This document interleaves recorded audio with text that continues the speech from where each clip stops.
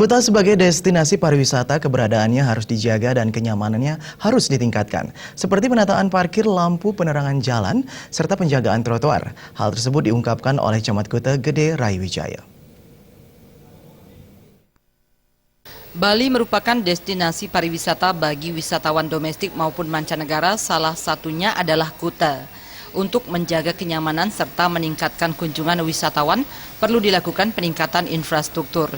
Camat Kuta Gede Raiwijaya menyatakan, infrastruktur Kuta keberadaannya harus dijaga serta ditingkatkan, seperti perbaikan lampu penerangan jalan yang mati, penataan parkir, penjagaan trotoar agar tidak rusak, serta peningkatan kebersihan. Gede Raiwijaya juga menegaskan, jika infrastruktur Kuta telah dijaga, maka kunjungan wisatawan akan semakin meningkat.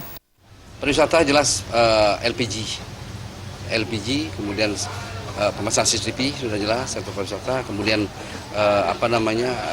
penanggulangan kemacetan lalu lintas, yaitu selalu kita pikirkan dan cari solusi. Ya, mudah-mudahan dalam waktu cepat ini jalur-jalur yang padat kendaraan itu ya bisa kita tanggulangi dengan adanya parkir yang bertaraf internasional, yang representatif, sehingga sepanjang jalur yang padat itu semua kendaraan-kendaraan masuk ke parkir itu. Ini sebenarnya menjanjikan bagi pengusaha, bagi masyarakat kita yang menginginkan. Jadi sekarang kan banyak yang bergerak bidang perhotelan dan lain sebagainya.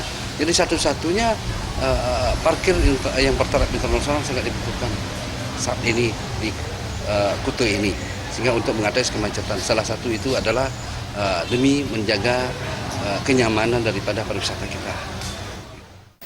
Kedepannya pihaknya menghimbau kepada seluruh masyarakat agar rutin menjaga infrastruktur di kawasan wisata Kuta. Desak Aryani dan Saputra, Bali.